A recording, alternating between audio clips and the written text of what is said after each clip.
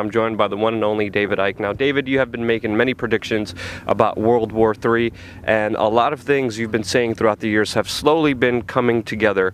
Right now, with the situation in ISIS, how do you break it down? What's your understanding of it? Well, world wars change worlds. And if you have a global agenda, then global problems allow you to offer global solutions. And if you look how the world was transformed by the First World War and the Second World War, the world was a completely different place after both of those wars. And the idea all along has been to have a Third World War to complete the transformation into a global state with a world government and a world army dictating to the global population. And there was a letter, a controversial letter, because people dismiss it, but with the passage of events, it becomes more and more credible. And it was a letter written by a man called Albert Pike, who was a massive, massive Freemason in the United States in the 19th century. And it was to another Illuminati infamous character called Mazzini, Giuseppe Mazzini. And it detailed 3 world wars that would transform global society. And the first one described it in the terms that happened. The second one it described in terms that it happened. But, you know, you can say, well, it came to light later, so, you know, maybe they just put that in and faked the accuracy of the first 2 wars. So the credibility of what it said lies in what it said about the Third World War. And it talked about creating a conflict between the Muslim world and what it called political Zionism. And people will say, well, that's got to be a fake because there was no Zionism when that letter was supposed to be written. Well, this is an agenda that's projected a long way forward. This is why Aldous Huxley, Brave New World, and Eric Blair, George Orwell, 1984, who knew each other.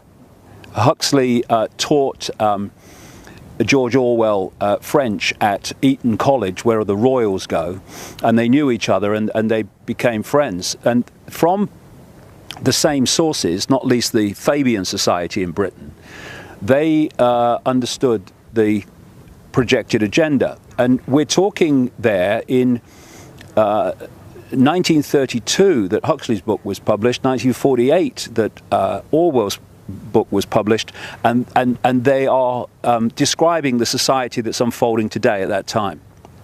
And there are many, many other examples of people predicting the future who were insiders who have turned out to be incredibly accurate.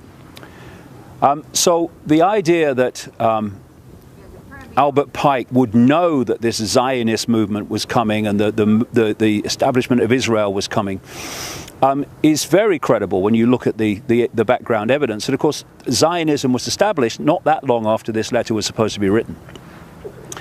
And so he was talking about the Muslim world being brought into a war with the political Zionism, what today we call Israel, and that this would, you know, in my terms, create a vortex that would draw in the world, in our terms, America, the European Union, NATO, into this war.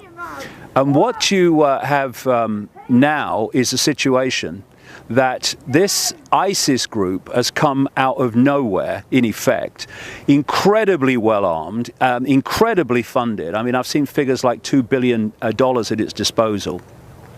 And it's walking into towns in Iraq and taking them over. It's established itself at the key border crossings into Syria and into Jordan. And it's all happened really fast. And what the potential of this clearly is to do what Pike was talking about. Because I've said in my books for years that the plan was to create a massive divide and rule conflict between the Shia Muslims and the Sunni Muslims. I mean, I know it's hard to believe for anyone frickin' sane, But this argument over, this ancient argument over who should, be the natural successor to, the rightful successor to Muhammad and all that stuff, has created this enormous schism. And schisms are there to be manipulated and exploited by these people. So what you have, therefore, is this ISIS that suddenly appeared with its grotesque violence that is representing Sunni Muslims. And then you have the regime currently in Iraq that is representing, in effect, Shia Muslims. And you have, just across the border, the center of the Shia Muslim world, and that's Iran. Iran, 89%, I think it is, of Iranian Muslims are Shia. Now, in the last little while, there's been this, apparently on the face of it, this strange change of direction by America in terms of Iran. They've spent all these years with Israel saying, well, we must take out their nuclear facilities and these sanctions against them, and they're terrible. And now, if you remember, in the last week or so, they've even been talking about maybe they ought to get into discussions with Iran and come to some agreement on how they deal with this ISIS situation. And it's like, what? Yeah. But when you come from this perspective, what they're doing is they're trying to draw Iran into this Sunni Shia conflict, like, protect the Shia that this Sunni ISIS are threatening and overrunning at the moment. And once they get Iran pulled into that vortex, it ain't going to get out. Yep. Then there's another aspect of this, which is a real red flag for me. And that is this ISIS organization is very extreme. And its very name, when you break down the wording, is describing its ambitions. And that's to take over Iraq, to take over Syria, and to take over what they call the Levant. And what does the Levant include? Israel. So here you have this extreme Muslim group, or actually army, actually saying in its own name that our intention is to take over the Levant, to take over Israel. And you'd think at any other time, even with a lesser situation, Netanyahu would be surrounded by microphones and he'd be saying, we must be protected, Israel is in danger. Instead, he's come out and said, oh, no problem, you leave them to it. America, no, don't intervene, leave them to it, let them basically weaken each other. And then you've got the United States, their reaction. I mean, it sums up the ludicrous nature of it, that John Kerry has gone to Iraq and he said, well, we know about bloody airstrikes because, we might kill civilians. Well, that's never stopped you in the past, mate, has it? Or any of your predecessors. And what it seems to me as I'm reading this is that they're all standing off to let this ISIS get a big foothold in that region. And then if it moves to the point where it starts to threaten Israel, then the button will be pressed. Then the Americans and NATO will come in because they're committed to protecting Israel's security. And then you'll start to see why that sliver of land called Israel, with less than 8 million people, has one of the best equipped armies in the world and a nuclear arsenal. Yeah. Because what Pike was talking about was drawing all these different disparate groups in and creating this vortex of mutual self-destruction, which would change the war that would change the world, taking on from the previous world wars that changed the world, and then at that point their global fascist society would be brought in. No doubt justified by, we need a world government and we need a world army to stop this ever happening again, even though we who are saying that actually created it. And then you've got what I've been saying now way back in the 1990s.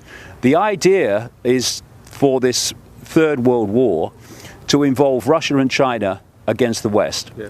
Oceania versus Eurasia. Yeah. Yeah, in the 1984 kind of scenario. And what you have now is the demonization of Russia. Have you noticed that? How suddenly we got the demonization of Russia?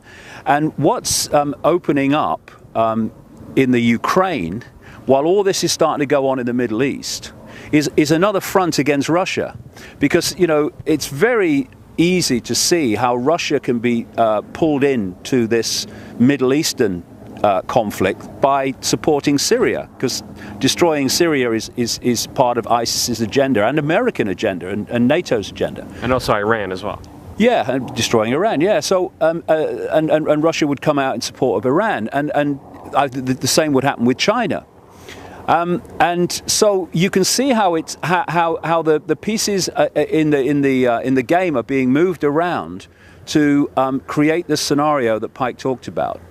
And the idea is to basically bring everything to its knees, so that the world would have to be rebuilt in its structure and the way it operates, and that would be in the image of what they've been working towards all along: world government, world central bank, world army, world currency, centralized control of the planet, and it's very easy to see with current events how it's moving in that direction, and we need to understand what the goals are, to understand what the moves towards that goal are.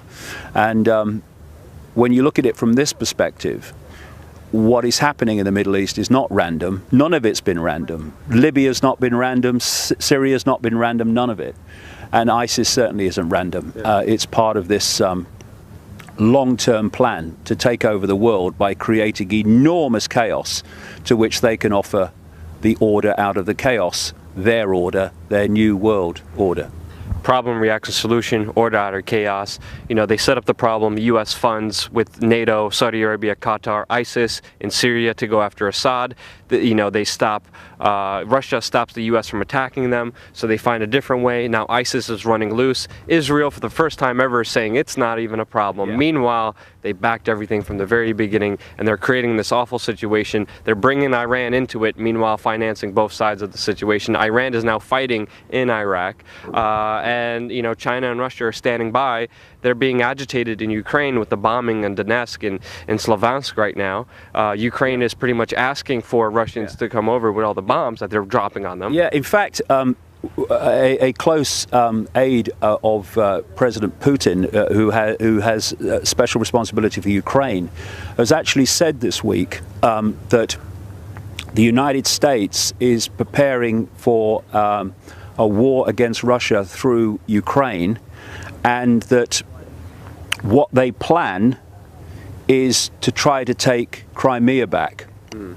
Now, you can have the odd bit of terrorism and bad things happen in Ukraine to Russian supporting people, and Putin can stay back and hold his fire because he knows what they're trying to manipulate him into. But if they try to take Crimea back, Putin's ego and Putin's pride will no way, I would strongly suspect, allow him just to let them do it. Exactly.